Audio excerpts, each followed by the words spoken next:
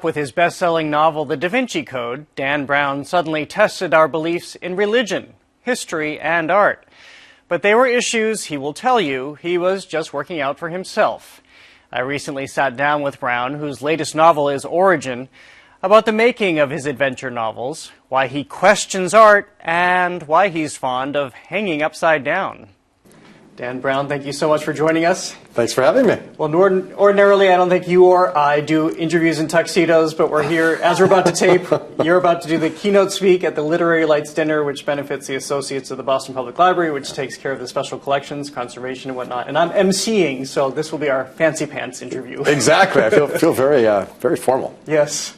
So let me ask you, you not only are a best-selling author, but the books you've sold have gotten people to think differently, to look differently, perhaps even believe differently.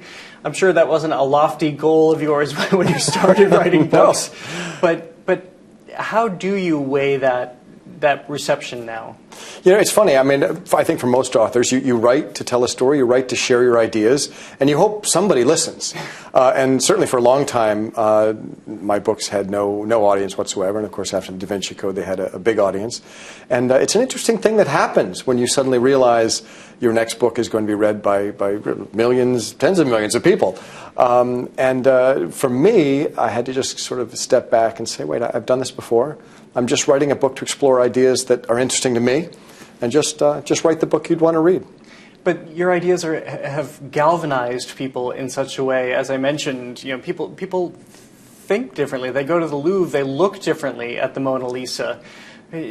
How did you feel a responsibility in that kind of reception? Absolutely. I mean, first of all, when you're writing fiction, at least my goal is to get people to engage in dialogue, to think about why they believe what they believe, to make people defend your beliefs, and ideally open your mind to ideas that are maybe different than the ones you had. So that's always the most gratifying thing for me, is to hear that somebody thinks differently. And you grew up, it sounds like, with being charged to think differently from your parents. Yeah, well, my mom was a church organist and a choir director. I grew up in a very religious household. My dad was a math teacher at Phillips Exeter right up the road, and also a best-selling textbook author with Houghton Mifflin right here in Boston. And so I had sort of the right brain, left brain. I had the science and religion. And I really, those two things when I was growing up were very, they lived in harmony. And then there's this amazing moment in my life when I came to the Boston Museum of Science. And I believed in Adam and Eve and, you know, the story I've been told in Sunday school. And I heard about evolution. And I went and I asked my priest, hey, which story is true? And this particular priest said, nice boys don't ask that question. So I spent the rest of my life asking that question. And that's, of course, where all these books come from. And did you feel that you were propelled to write the books as a way to answer those questions? Yes, for me personally. And I always think that the best writing, when I read other people's work and it's clear that they're just working out something for their own benefit, for their own illumination, those are the books that always resonate. And that's what I do in these books. I pick topics that either I don't have a clear thought about, or things that interest me. So it is, and it's still for you. It's not being mindful of what an audience might want or have an expectation of at this point. No, absolutely not. The book I just published, Origin, you know, where do we come from, where are we going? These are just ideas that I want to, if I'm going to spend 2 or 3 or 4 years researching, writing a book, I want to be fascinated by the topic. I think it's pretty hard to write for an audience because that audience is always shifting and in this day and age shrinking because there's so much competition from technology. How much culture did you grow up with? Well, I grew up on the campus of Phillips Exeter. I was in a dorm. I grew up going to concerts and going to art galleries, and we didn't have a TV. My parents didn't believe in TV, so I just thought it was normal. It's kind of interesting because I grew up very immersed in culture, and also in a multicultural, multi-religious world where we would have services at Phillips Church on campus that would be of all sorts of denomination, not just Christian, I mean, right across the board. And so I thought that was very normal. And then I sort of went off to college and thought, wow, the world's not quite the way it was where I grew up. So I grew up pretty open-minded and pretty immersed in a lot of different cultures. And as we see throughout the span of your books, always looking at art too, especially the fine arts. Yes, I have no skill whatsoever. I'm a terrible painter. I took a lot of painting classes. I finally thought, well, maybe modern art, and I was terrible at that too. But I absolutely loved the premise of art, the idea of creating something out of nothing.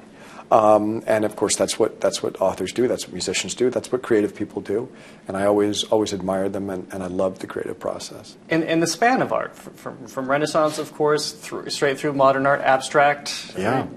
Is that something you, as you're researching for Robert Langdon, you consume, or has it always, even before you got there, you've been kind of fascinated by it? You know, I've always been fascinated by art.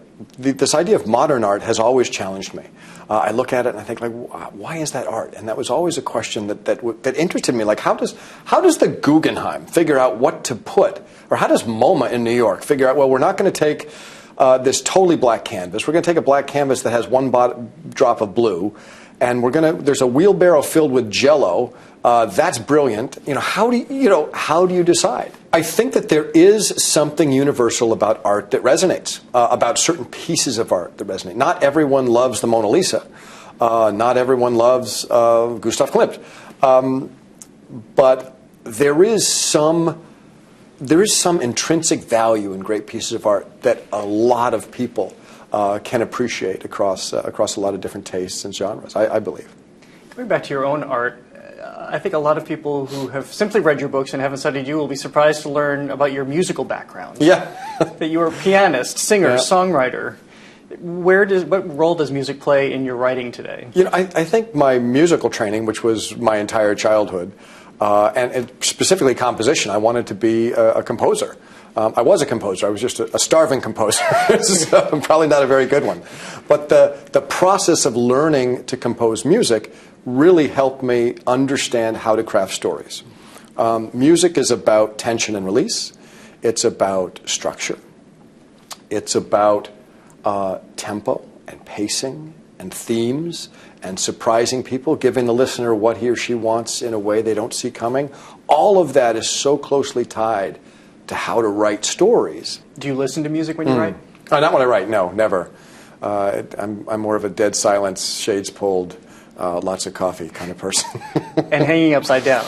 Yes, I have been known to hang upside down. It's funny, I started doing that because my eyes got tired, and I had an optometrist say, you know what, get gravity boots, it aerates the optic nerve, it's going to really help you. So I got them, and I got them at a time that I was writing Angels and Demons, which I don't know if you've read the book, but it has ambigrams of these a certain kind of text that can be read upside down and right side up, and it was about dark and light, and it just became part of my routine. I hung upside down today.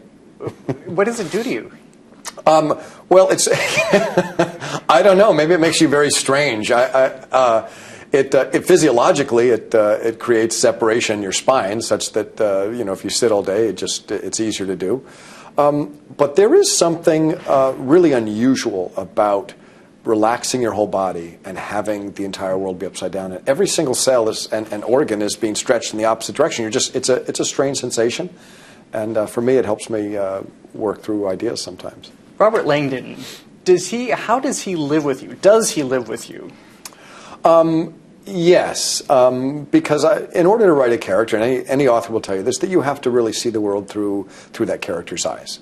Robert Langdon has an academic curiosity that I share, although his borders on a mania, and so I sort of have to share that. You develop that passion and that introspective nature of your character. Think of writers; they spend almost more time in the fictional world than the real world.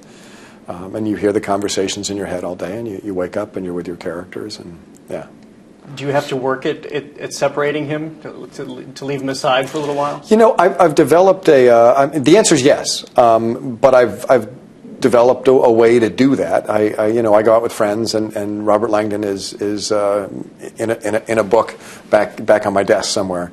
I leave my office. I work at home, and I leave my office, and I walk past a piano, and I sit down. I play piano for about 15 minutes, which I find just clears the head, and then I go on with the real world. What about the film adaptations of your work? Does that change how you see your characters? I love Tom Hanks and would be happy to think of Langdon as Tom Hanks, but I wrote 3 Langdon books before there was a movie made, and I hadn't really had any success. I wasn't sort of writing thinking, this is going to be a major motion picture. I was writing saying, well, I hope I sell more than 10 copies to my mother, which is who usually bought the books. So no, I see Langdon the way I see him in my head still. Yeah.